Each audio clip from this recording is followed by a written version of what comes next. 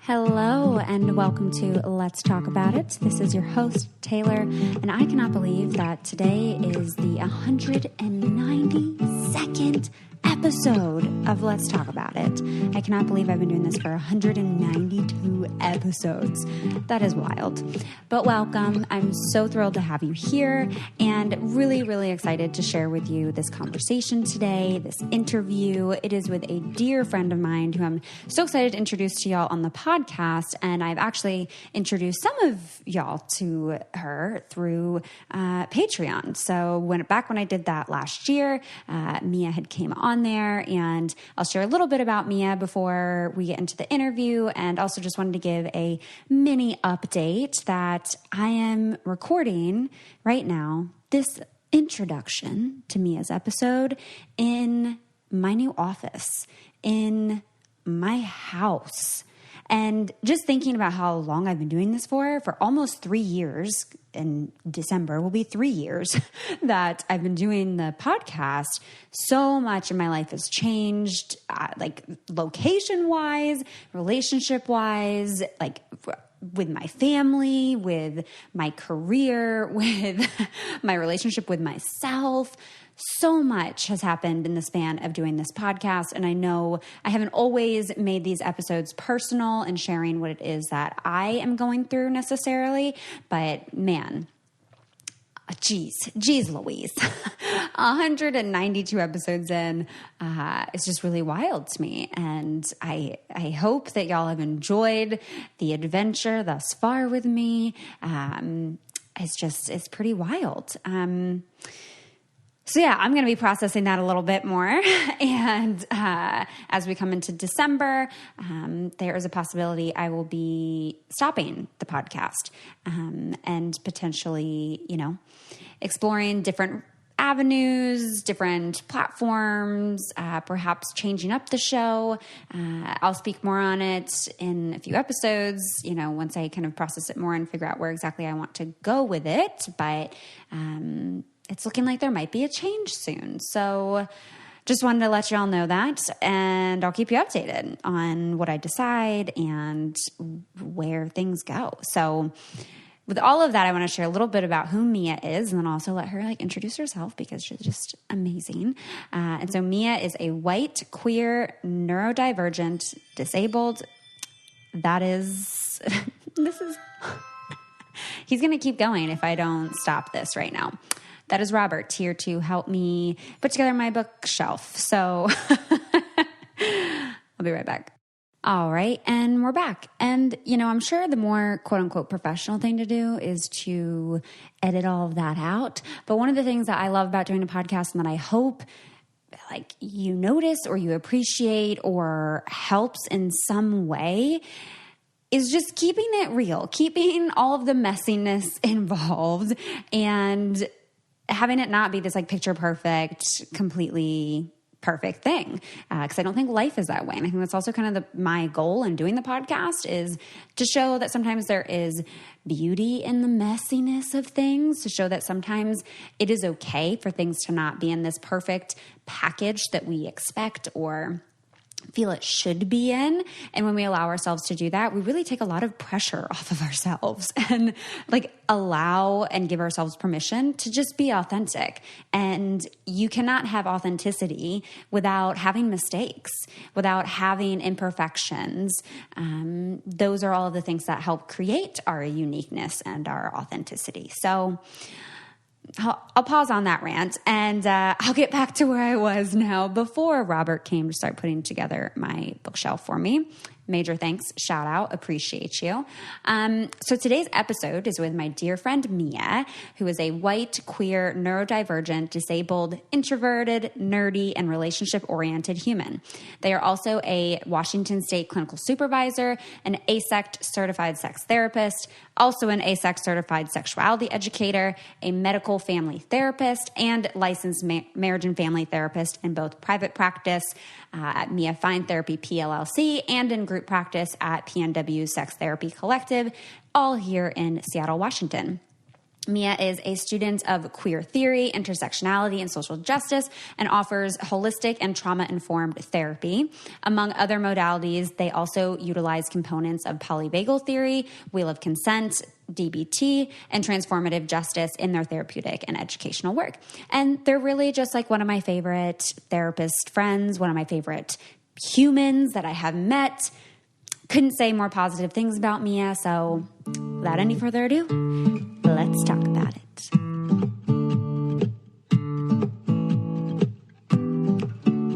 All right, welcome Mia Fine to the show. I'm so excited to talk to you today and to have you with me. I'm so happy to be here, Taylor. I absolutely adore you. This is going to be fun. Yeah. So for folks that maybe haven't listened to every single piece of content I've ever put out in my entire life, Mia, you joined me on Patreon for a hot minute when I was on there. Exactly. And that was a lot of fun. Yeah. We did some recapping and just our natural go. Yeah. Yeah. Super fun. I feel like it's almost been a year that I've known you, right? Yeah, it has. Yeah. It was, I think, longer actually, because it was longer. It's been almost 2 years. Yeah, it's been 2 because I met you when I was in the apartment before the last apartment before the house. And so it's been a good 2 years. Wow. Yeah, which is wild. Time flies. Yeah. Well, I'm so happy to have you as a friend and so excited to share, I guess I also just want to say for listeners, entering into a new field is kind of a scary thing. And especially as therapists, when you are in private practice, it feels a bit isolating and pretty lonely. And being able to connect with other therapists is huge, but also being new into the sex therapy world is also kind of a scary thing. And you've just been so welcoming and so kind. And I was so excited when we did connect that I was oh, a sex therapist friend in Seattle. Yay. I love it. And I love how you dove right into this field. And it's been really great to get to know you and grow closer to you throughout the couple of years. And you're just tapping into that piece of private practice can be so isolating. That's why we created the collective and to support each other, because I don't think we can do that work alone. And so often people think we're supposed to, and we got to kind of turn around and run the opposite way. And that's why supervision and consultation, and anytime I have a question, call you on the phone and vice versa. And just really collaboration is the key. Super. Collaboration is so important. Actually being in community and using your community. So key. And the vulnerability that we can have with other clinicians, it teaches, it's the opposite of, it's fighting white supremacy, right? The fighting the perfectionism that we don't have to have all the answers. People who have all the answers or pretend they do, those are the folks I worry about the most. And having the curiosity coming from a place of humility, coming from a place of asking questions in spaces where you feel safe to ask them. And I feel that relationship with you, that we have the quote unquote professional therapeutic relationship and also a friendship where we have throughout we've counted on each other. And I don't know, I deeply value that. Yeah. Same. And you've been in the field, this especially specifically the field of sex therapy for much more than I have. And so in so many ways, I look up to you in this, and I'm just so honored, and also feel you're such a badass. Thanks, my friend. And I'm wondering if you can share a little bit for folks about kind of how you got into doing sex therapy to begin with and why that. Totally. Yeah, I would be happy to. And thank you for the compliments. That's awesome and super sweet to hear. So I moved up here from California with the idea that I was going to potentially work in hospitals, thinking that might be a setting to help folks in terms of systemic change. And I'd for most of us, we're that person in middle school or high school or whatever, where people are talking about sex and having questions. And I grew up in a very sex positive household, which I I'm super fortunate to have that, have had that experience. And so I was that friend, right? I was also the friend who introduced people to smoking cigarettes and drinking and all that. So I was that person person too, that human. Yes. And then the friend who was like, friends would come out to, and I think a lot of us who are sex therapists had a very similar experience. So once I learned that there was a career where I could be of service and I could find like a job that like was fulfilling and fun. I was like, hell yeah, that's for me. So I was thinking the medical thing, which again, like has a whole different story. And then thinking sex therapy. And I came up here to do both of those and then followed this incredible path. And I did the whole certification through ASECT, and I'm now an ASECT supervisor. And I did the sexuality education certification, which was like instrumental to my learning experience. Learning from people who have different lived experiences, different perspectives. Bianca Loriano, who was my supervisor during my certification and the education route, is a dear, dear friend, like chosen family. And I just like, adore her. So that kind of was I don't know if that really answered your question of how I got here.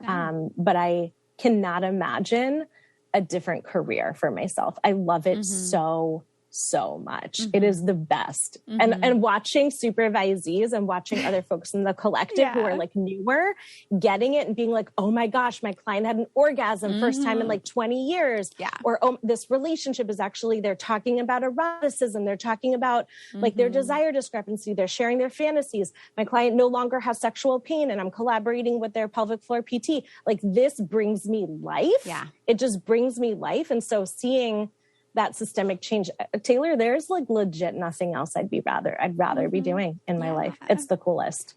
So I landed. I mean, and I feel like that, honestly, I feel like it's how a lot of people feel in the sex therapy world. Like, I feel like sex therapists fucking love doing sex therapy. Like they love all things sex and seeing that like come to life for other people. Like I remember my first time, like kind of unpacking and helping a client through preparation and communication and aftercare for anal sex and like having a great experience. I was like, this is the best job ever. This is all I want to talk about. Like every session is, how's anal sex going? How are we feeling with this?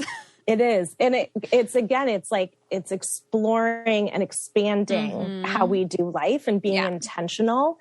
And it's also the opposite of shame. Like if we can create space for people to feel safe enough to go to these most intimate places with us, it unpacks that shame. It just like clears it out, which I think is like the essence of our work. And it's just like, it's empowering and it offers agency and it's systemic because then those people help those people around them and those people help them. It just, a lot of us do have this like incredible love for the work we are doing, which I don't know if, it's such a gift. Absolutely. It's definitely this like domino effect, if you will. It just, it gets spread around in a very positive way, the impacts of, I think, the work that people can experience in sex therapy. And a lot of people come to sex therapy because they feel like they're having some kind of problem with their sex life or with their sexuality or with their own like personal sexual experiences. And a topic that you are particularly passionate about and are working on as well because we're in the same PhD program too, is vaginismus. And I have more I want to learn about vaginismus. And I also think so many people don't know what it is. They don't know what to do with it. I think it is a specific problem with the vagina that people feel shame around to even discuss, to even hear the word.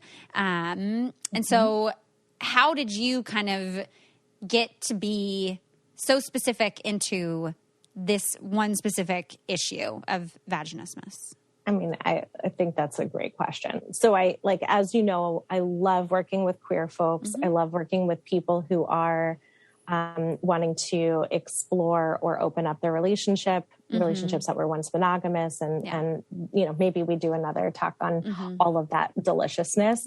And I found that there was a large number of folks who are coming to work with me with pelvic floor pain.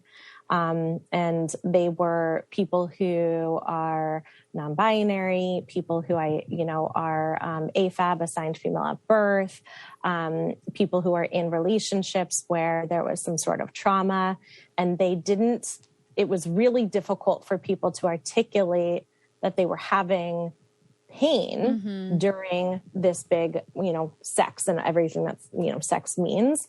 And so I, over some time, learned how to ask certain questions. And now I have diagrams that help identify where, if you are feeling pain, what does that pain feel like? Where is it located? What do we know about antecedent? What do we know about what comes before that? What are the stressors in your life? So it's a very holistic viewpoint of how to consider what's actually happening with this person. A lot of us who were assigned female at birth have had pain during sex. And some of that can be very, very related to sexual interest and arousal issues, right? If there's not adequate stimulation and or relationship concerns, it can definitely exacerbate or lead to pain. So again, all of those quote unquote dysfunctions, if you will, which again, I have a lot of issues with the term dysfunction in the medical industrial complex in general, which is trash, basically. But they are very much, if we think about, I think in Venn diagrams, so orgasm issues, sexual interest and arousal, and then genital pelvic pain and penetration, which is what we now call vaginismus and dyspareunia, falls underneath that. I don't know if that answers your question, but I was noting that to answer your question, I kind of ride the wave of what comes to me. And having been a person who's had painful sex in my life, I have lived experience of it. I know what worked for me, and I'm a total nerd. And so reading up about this, how to support my clients who experience this, how to support my supervisees who have clients who experience this, has just become an incredible part of the work I do. And again, being nerdy, the more we know, we get to learn all this info, and there's a gap in research. And so the dissertation I'm writing is about clinical strategies for inclusive care for people with pelvic floor pain, because so often people who have quote unquote vaginismus or painful sex will go to a women's clinic, but they don't identify as women. They're not women, right? And so we've got issues with how the medical system is constructed. So this is it's a book to help people with strategies to be more inclusive. I cannot wait for you to put that out. And I think it will be so helpful for so many people. And I think so much of what I'm hearing as you talk about this is just a lot of these problems, which this feels like a Captain Obvious statement, but so many of these problems also, and dysfunctions, are a result of a lack of education. You don't know how your vulva or your pelvic floor or your vagina works in the first place, and how to have actual pleasurable sex that happens through that communication, through allowing space for that arousal, all of those things. When all of that isn't there, of course we're going to have issues. Of course it's going to go wrong and not feel good. Right. And I can't tell you how many times a year or a month or sometimes even a day, I educate the difference between a vulva and a vagina, right? Anatomy and this idea of all of us having similar parts and pieces.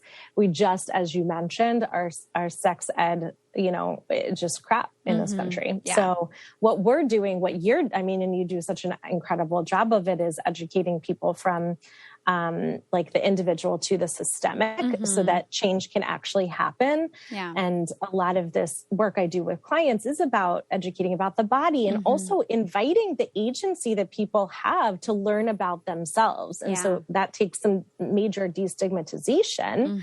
We don't know what we don't know. And most are afraid of what we don't understand. And so learning about the body and how it works, how do you turn yourself on? How do you turn yourself off, right? How does your partner turn you on? How does your partner turn you off? Figuring out Emily Nagoski's work, accelerators and brakes, all of the above. And then when it comes to pain, there's so much that happens, right? There is the physical pain. And to go back to like the definitions, like dyspareunia is the actual physical sense of pain, and vaginismus is the clenching. So that's where those are different. And what historically, those are no longer in this DSM, the Diagnostic Statistical Manual. They now have genitopelvic pain and penetration. And also it's called high tone pelvic floor, because it is about the pelvic floor muscles. But there's a lot that goes into it: anxiety, relationship concerns, sometimes medication, if it's primary versus secondary, what was the etiology, when did this first start? So there's a lot of exploring and a lot of assessment and inviting, in that sexual history that we get to do, which is one of my favorite things to do, is to learn about a client's lived experiences and have them share their life. We gather information and then we figure out what's going on and what to do with it. Yeah. Well, so I'm wondering what your comfort level is with sharing your personal experience here, or if we want to kind of stick to like what people come in with. I think so. Love that consent, right? What I'll say is, again, going back to we don't know what we don't know. Yeah. And coming into, so with me, my experience was that it had to do somewhat with relational issues at the time. So like noticing, so like essentially noticing the clenching, the squeezing, essentially your body being like, do not enter. Our bodies give us info, right? Pain is information. It's information. And we have to listen to that information. We just learn from these bullshit messages from society that, the first time is supposed to be painful, right? Fuck that. It's not supposed to be painful, right? It doesn't have to be painful. And we say that. But we learn not to listen. And especially those of us, again, assigned female at birth, socialized women, right? Or in this idea of female, learn not to listen to our bodies. We learn not to listen to the cues that our body is giving about stress, about discomfort.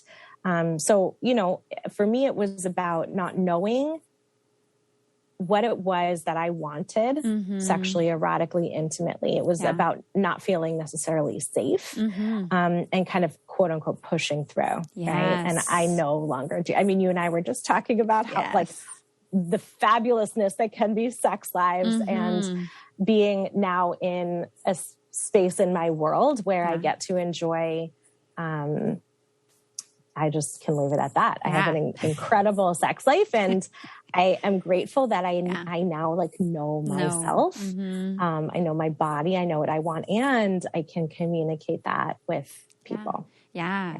The pushing through. I think that is so many people's like lived experiences, and like majority since I started having partnered sex at pre-penetrative sex would have been middle school. Like my first like blowjob was like in 7th grade. So even just having sex in middle school, still from then to now, majority of my sexual experiences have had this element, this conditioning, this presence of, well, you push through. It's something that's done to you or that you do for someone else. And all of those messages, all of that conditioning and absorbing that disconnected me from actually listening to my body and being able to act in a way and communicate in a way that would actually be informed and helpful to help me experience pleasure. And I think that's such a key part that people like need to unpack, because especially for like socialized women, the just push through. I feel like so many people listening would resonate with that, of like sex feels like something you just have to push through. Even when you feel that pain, even when you feel that discomfort, you're just like, okay, let me just, okay. But if we were invited, right, and that like, thank you for sharing that. And also that's like the patriarchy. Yeah. Right. Because, and I'm older than you, but we're in a similar, we've had similar experiences where sex has been focused on the other person's pleasure. And instead of recognizing what is it that I want right now? Yeah. What is it that I'm doing? Is this obligatory, and for whom? If it's obligatory, asking like, why am I doing this? Yeah. So much of it now is about noticing what my body is telling me, what feels good. And I'm not talking about, painful sex when it comes to fabulous kink and BDSM. I'm talking about unwanted sexual pain. Yeah. Like the sexual pain that's not invited, that we don't feel like we have agency over, and not necessarily even medically induced, like a medical trauma, which can definitely contribute to vaginismus, dyspareunia, high tone pelvic floor, GPPD. It's oftentimes it's about those messaging, messaging that sex is supposed to be painful. You push through, messaging that your body's gross, messaging that sex is for those people who look like that, not the people who look like this or who feel like this inside, right? Yeah. Sex is for right. And I love Sonia Renee Taylor's book, My Body's Not an Apology. So good.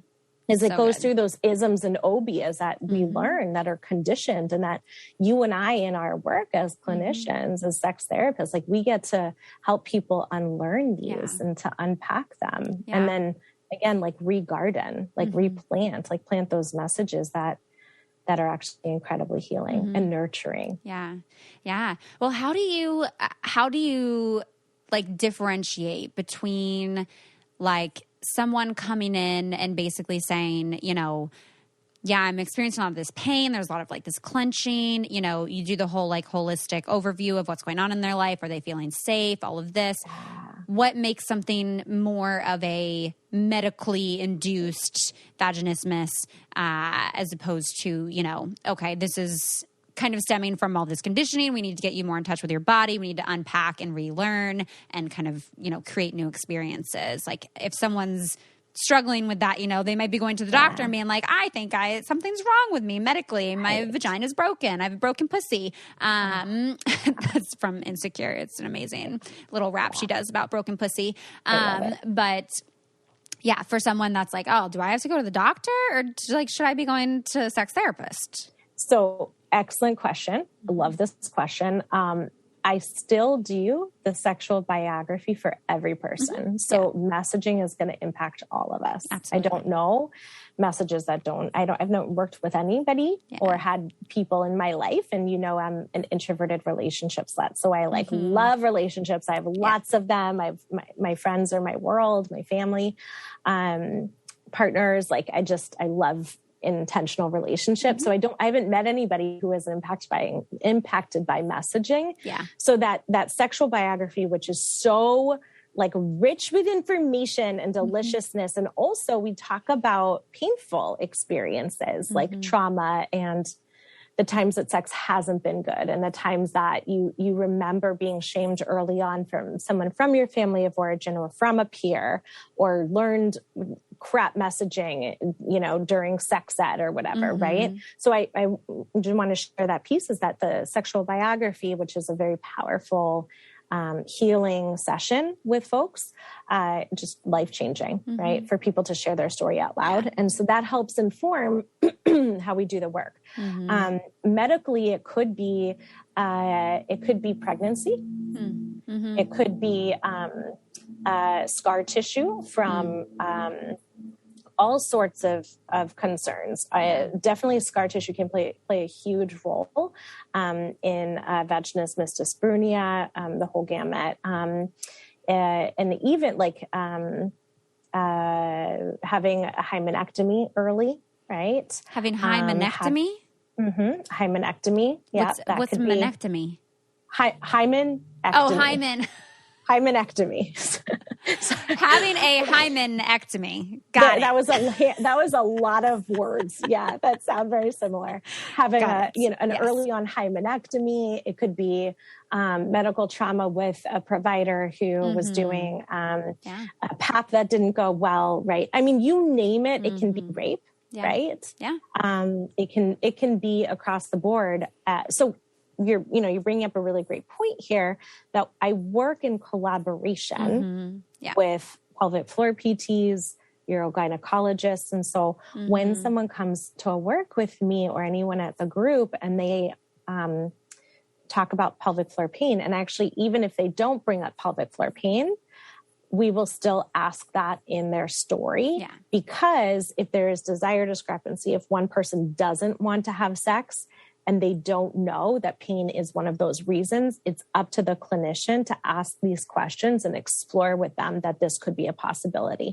Oh, I didn't know that.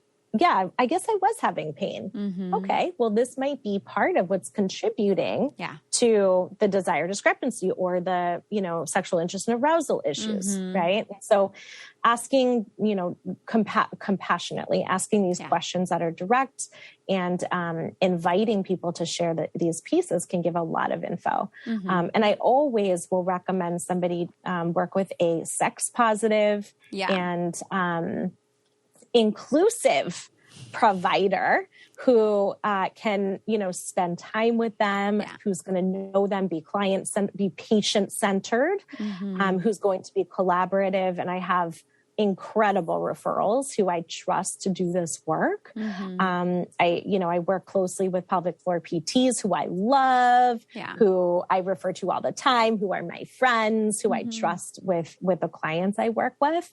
So it's constant connection. Again, that connection comes in and asking questions. And being specific about like, what are the client's needs here? What's going on with them and their story? Did that answer your question? Yeah. Well, I mean, I think this also just kind of goes back to like how important collaboration is. And I think a lot of people aren't super aware of the fact like your therapist can work with other providers as well. And you can have should be. I'm going to should there. I am. Should be working with providers, right? And building relationship. And I'm sorry, I totally interrupted you. You're good. That's a key point. Yes. Should be working with other providers. If that's like a necessary part of your treatment, like your therapist can work in tandem with a pelvic floor therapist. And I'm wondering if you can speak a little bit to like the practices that people will do in order to help with relieving pain, helping explore more pleasurable sex, things like dilators and whatnot. And also just like the accessibility of those kinds of things. Like a lot of people I feel like don't even have accessibility to like a pelvic floor therapist and, things like dilators and whatnot. So I'm wondering if we can get into a little bit of what, treatment and treatment accessibility looks like. 100%. Yes. And you and I have talked about this before, and this is such an important topic for people to learn about and for you and I to talk about here in this space. Super. So when I refer to a pelvic floor PT, again, it's someone who's going to be inclusive, who is not going to misgender people, trans affirming, queer affirming, polyam affirming, non-monogamy affirming, kink affirming, not necessarily in the communities, but recognizes the significance of being informed about them. Right. And so when it comes to dilators, I can send a list of some dilators that I recommend. However, that is somewhat outside of the scope of my practice as a sex therapist. What I can do is I can suggest that a client work with a pelvic floor PT or a urogynecologist or a naturopathic doctor to figure out whether dilators are a good treatment plan for them, right? So I can make these suggestions about providers who can do more hands-on work, because as sex therapists, we don't touch people, right? There's that corny, people always think we do. Thing. I know they think we do, but sex therapists, we only touch the heart is that corny phrase. We don't touch humans. And so there's that piece, right? So Botox can be very localized in terms of helping someone with genitopelvic pain and penetration disorder, that dyspareunia, vaginismus. And again, it could be a whole systemic issue with what's going on. And I would never recommend someone do Kegels, because that can actually cause even more harm to the body. And what we're trying to do is relieve that. So I don't know what's going on internally. And that's where another provider will do their work. And in tandem, we're going to work together. Pelvic floor PTs are going to do different exercises, send home at home exercise recommendations. And even if a client works with a pelvic floor PT one time, and then the pelvic floor PT, the folks I send, don't necessarily need to do ongoing therapy with them, can send home, these are the exercises. And it's then up to the client to do that work. And I can be an accountability buddy as their sex therapist to kind of keep them going with it, right? If they aren't able to work on a regular basis with a pelvic floor PT. Same with a urogynecologist. Most docs are going to be covered by insurance. However, not everyone has insurance because again, medical industrial complex is trash, right? I think that's a Bianca quote, but it's true. It's total true, right? Because people can't afford it, and that gets into accessibility. So offering resources that are in my scope to offer, but like I mentioned, VFit is an at-home treatment option that's similar to a dilator, but it has laser. It's not accessible. It's $495, or it was like last time I taught a course on this, that was recorded. So wonderful, but like they're expensive. Who can afford these? Who are these for? Yeah. They're expensive. There's SOLA, SOLA, which is a newer treatment for pelvic floor pain that is also laser. People go in twice a week for, I think, 4 weeks, but again, incredibly expensive. And then you have to weigh the options of, do I go the Botox route or do I go the SOLA route? Who is this accessible for? So we really need a change in the healthcare, the medical system here, to offer more accessibility to people. But oftentimes, and again, like the people I will refer to will work something out, right? And a quarter of my practice is sliding scale. And because accessibility is vital to me staying in alignment with my values. So, I don't know. That's a big one there. And it's, I mean, I'm guessing here that majority of the folks that would be doing something like laser or dilators are people who medically are experiencing this discomfort, this pain, not necessarily the folks who, you know, given the entire sexual history, the present moment, the lack of sex education, the lack of being in touch with your body, those are not necessarily things that someone would need to do in terms of treatment, or that like you'd recommend. And I'm assuming that majority of the folks who do come in with pain during penetration, feeling that tightness or that pain in their vagina, is because of that and not necessarily medically induced. You just really did a beautiful job of wrapping that up in a way that is very accessible for folks that yes, exactly. I mean, we have some really cool items for like the tilted uterus, like the O-nut is fabulous for tilted uterus. Yeah. Right? Can you talk about the O-nut?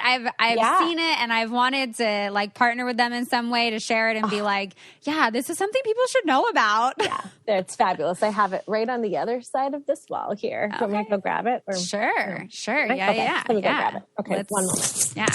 Let's get into the O-nut. That's a great name for it too, really.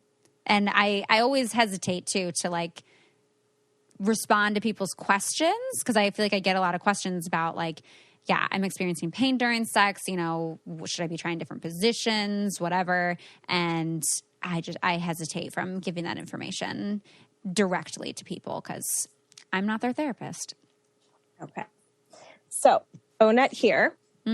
This is the box. Okay. So they are rings that look like this. I love their whole design too. Honestly, just all their branding. I love. It's amazing. It's beautiful. So they're these stackable rings, and you start with 3 of them. They also come with this very cute little pouch. They have them also in rainbow for those of us who are queer. And you start with 3. They give you 4, and you stack them on the base of whatever is penetrating. So again, not to assume that it's a penis. It could be a vibrator, dildo, right? Like you can use this with a strap on for folks who do not have a penis, right? And you put this at the base of it and it cushions. So it cushions. Yeah. It's a cushion, serves as a cushion. And even I think depending on what the treatment options are for an individual seeking support for pelvic floor pain, you could use this for, I think, dilators as well. But again, ask your pelvic floor PT. But there are these rings here that are customizable in terms of depth. You can add lube to them. Yeah. They're quite lovely. Yeah. And they essentially, go ahead. Oh no, they're like soft and squishy and just, and I mean, they're so great. They help with a lot of people have tilted uterus and don't even realize it. And that could also be a source of that pelvic floor pain. And a larger item, like a larger, dildo, a larger penis, right? Could, and even sometimes fingers can cause more pain because the body, while the vaginal canal does stretch, sometimes with a larger penis, it's just not maybe that great size, and people are afraid of lube and think that there's something wrong with them if you use lube, which lube is fabulous. Yes. It's awesome. Please go use some lube that works for your body. Test it out first, making sure that you're not allergic to certain warming liquids or whatnot. Yeah. And also that is compatible with pleasure products and toys. Yeah. Can you expand a bit on tilted uterus for folks and how maybe you would go about identifying that? I would recommend they, again, talk to a med provider just to make sure that's what's going on. Then there are such awesome options out there. So we've got our O-nut here. Yeah. Wedges are fabulous for different positions. So, and I can send you a really great article that helps talk about this. But if it's a tilted uterus, there are ways that you can experience pleasurable, enjoyable, fabulous sex. We just have, like a lot of us with disabilities, me included, like we get creative about certain things. And there are, more disability justice oriented and much more inclusive opportunities for support that different sex toy orgs are prioritizing in the way that they design their products, which is great. So wedges are awesome. O-nut is awesome. Lube, again, arousal and interest, and educating about the differences between interest, arousal, accelerators, brakes, and the transition between like a work day or like navigating children and like a stressful house remodel, right? And then like all of this to sexy and erotic times. Like people think that we're just supposed to switch things on. And that doesn't work like that. Sex is not natural for everybody. And I think that's Cindy Darnell just put out a really great post on her social media. I love Cindy. She's a good friend. She just wrote about how it's like the greatest sex myth. And it's so true that sex is supposed to be natural. It is not. We work on it. And part of it is that like knowing ourselves, learning ourselves, and that we get to change because humans are fluid. Yeah. And then how do you communicate that with your partner? And how do you get curious with your partner about what it is that turns them on? Right.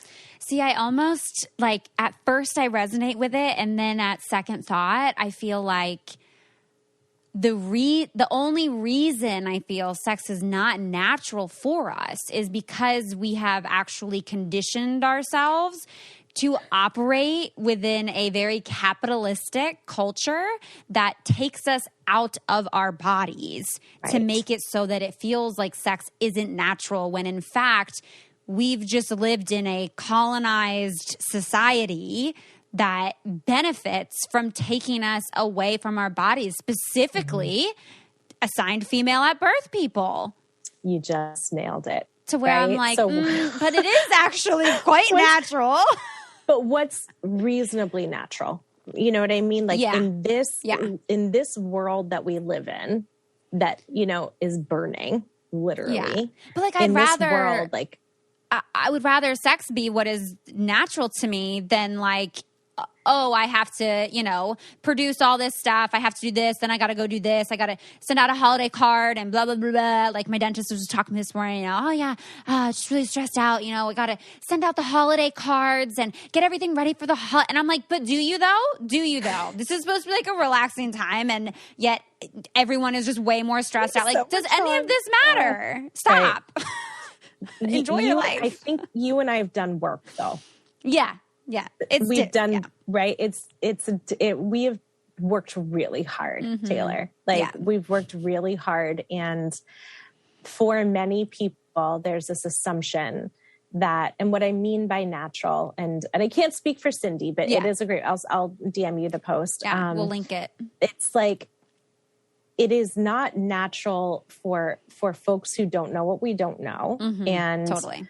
To expect that they're supposed to have spontaneous desire and spontaneous arousal and just feel super horny and charged.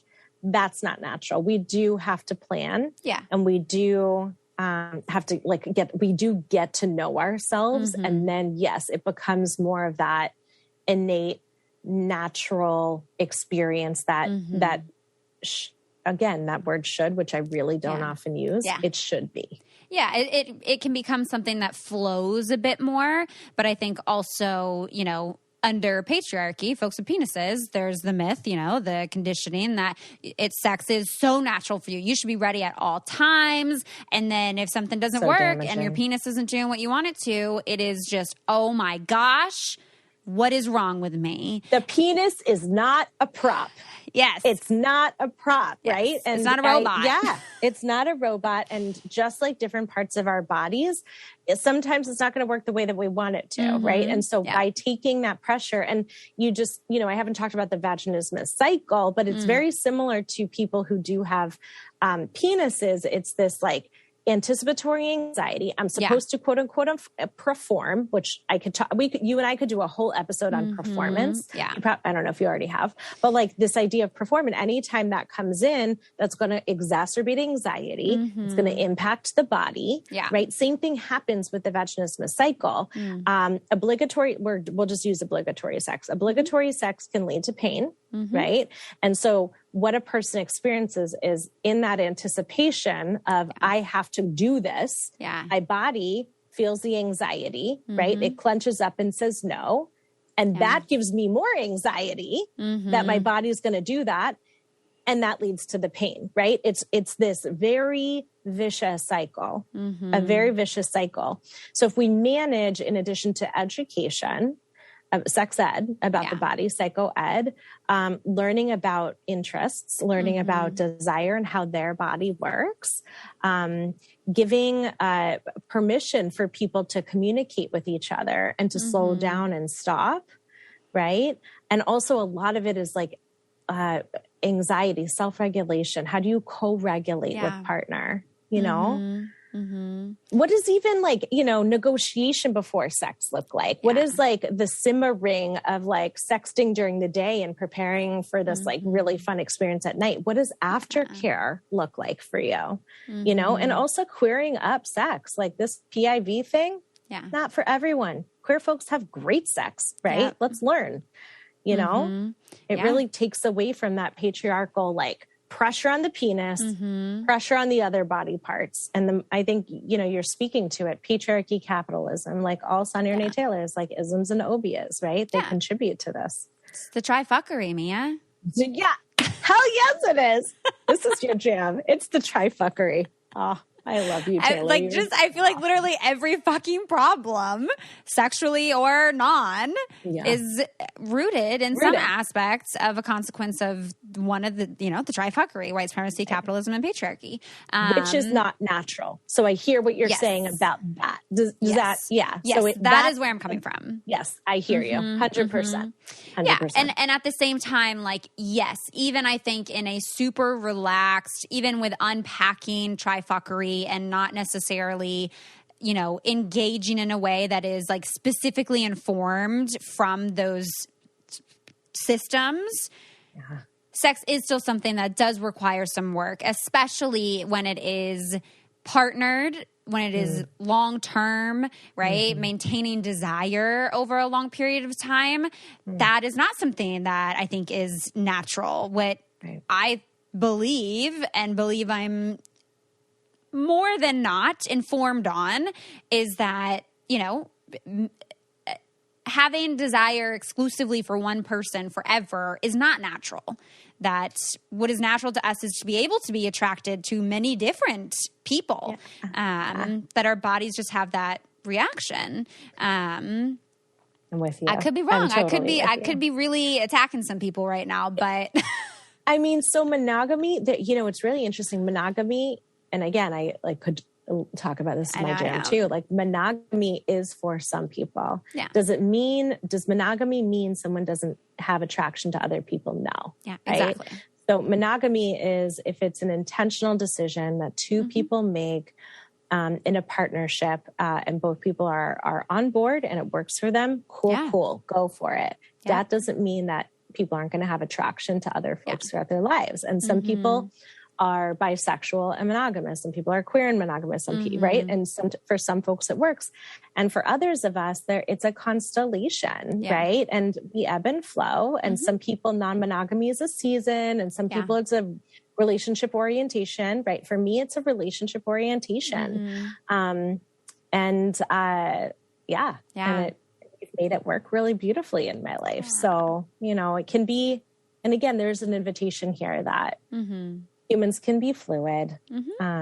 We are fluid. Most of us are fluid. And again, we're constantly battling that trifuckery of the things that tell us we're supposed to be put in boxes. Yeah. And I say, fuck the boxes. Yes. I literally, first episode of this podcast, almost 3 years ago, was all about boxes. And I fucking hate the boxes. We get to create our own damn box. I get to put the pieces in my box that I want in there. I don't want the fucking picture that came in the frame. Right? I don't want whatever package was just delivered and had all this shit in it. I didn't pick this shit out. Right. I want to go through and make my own little funky little box with all these different things that feel in alignment for me before I hop in there and get all cozy. But love it. Love it. And you get to do that. And it gets to change. And some things you'll take out of the box and some things you'll put in. And as we and again, that goes back to that curiosity and interest in learning more and growing more. The boxes get to change. And that's the coolest part of being a human who's intentional. Yeah. And it's hard when you are an adult, because I think people feel like who they are as an adult is just who they are. And we lose touch with that sense of growth and that fluidity and that expansion that you have as a child, as a teen. Think of how many different ways you probably tried to express yourself as a teen, all the different phases that you went through and allowed yourself to change in those. And I think as an adult, you just get stuck in that. And it is so important to remind ourselves, we're allowed to change our minds. We're allowed to learn things that we didn't know at one point and now be different because we now know this one thing and now our life looks different. Our experience with pleasure now looks different because we've allowed that openness. We've allowed the transformation. We've invited that into our lives. And I think that's why everyone should, if they can, if it's accessible, to engage in sex therapy so that you can unpack this stuff and not feel so alone in it. And just in this episode, per usual, there's so many different things we could talk about, and you're so knowledgeable and you're so fantastic, and I love chatting with you, and I'm so happy that we got to talk about these things. You mentioned several different links and whatnot, articles and products. Maybe we'll try to get ONUT to sponsor this episode. Cool.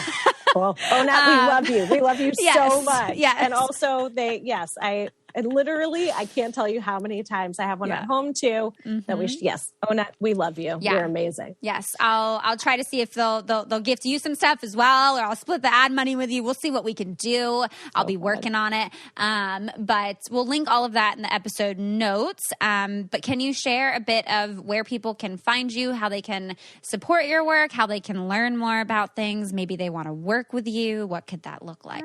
Yeah, I appreciate that. And Taylor, I just want to say also, I love working with you. I love hanging with you. You're absolutely fantastic. Just a gem of a human being you are. Thanks. You too. So I just want to say that. So reaching out. So my name's Mia Fine. You can reach me at miafinetherapy.com. We also have this incredible team of sex therapists who I love, and we have 2 interns coming on board, which is really exciting. And Taylor, we're doing workshops for, for like CEUs, for therapists, and for folks who are like non-therapists. So anybody who wants to do workshops. So that's a new thing we're doing at the PNW Sex Therapy Collective, which is super exciting. We're launching that this year. We just did autism and sex, and we're doing Islam and sex, and ADHD and sex is coming up in 2022. And so, kink, and we just did kink last week, and I taught about vaginismus a couple months ago. So anyway, we're just, again, kinky sex nerd, right? Like that's my thing. I'm on Instagram, miafine.sextherapy, at miafine.sextherapy. And I think you're going to love this. I just started a TikTok. Oh gosh. Yeah, good for you. You're braving it. Wow. I'm braving it. After talking to you, I'm like, okay, I think I can do this, because I'm like a quirky bird, I don't know. I'll probably resonate with some people. I probably won't. And that is okay. We don't have to be for everyone. But you're welcome. Folks are welcome to reach out to us at PNWSexTherapyCollective.com. We are a fantastic bunch, and I love and trust everybody who works with us. And you can also reach out to me at, via my website, super accessible, and would love to hear from folks. Yeah. And you'll have a book one of these days. Yeah. Doing the dissertation has been like such an incredible process. I know you and I meet on a regular basis and with other folks and talk about this process. And I may publish it, I may not. But I definitely teach for any therapists who are considering sex therapy. I teach at a bunch of different organizations. And so, some of that is on my website, and there, I also recommend, working with lots of different, sexuality educators and supervisors and consulting and collaboration. And we just have an incredible field that is just growing in the best ways possible. I'm just so excited. I've got some like great hope for the world, definitely in this arena. Well, you're also like such a connector. Like you just really connect people. So I'm so thankful and grateful to have you in my life, and so appreciative of you coming on the podcast. And thank you so much for everything that you shared personally, like educationally, professionally. It's been so great having you on, Mia. Ditto, my friend. Thank you so much. This has been so much fun. I have all those like delicious, chemicals from like connecting with you, as we always do. So it has been an honor. I feel great. Thank you. Yeah. And thanks to everyone listening. Thank you. You're not broken. You're not broken. There's a lot of hope. I'll hold it for you. Okay. Yes. All right. That does it for today's episode. Thank you so much for making it all the way through and keeping your ears, your hearts, and your minds open.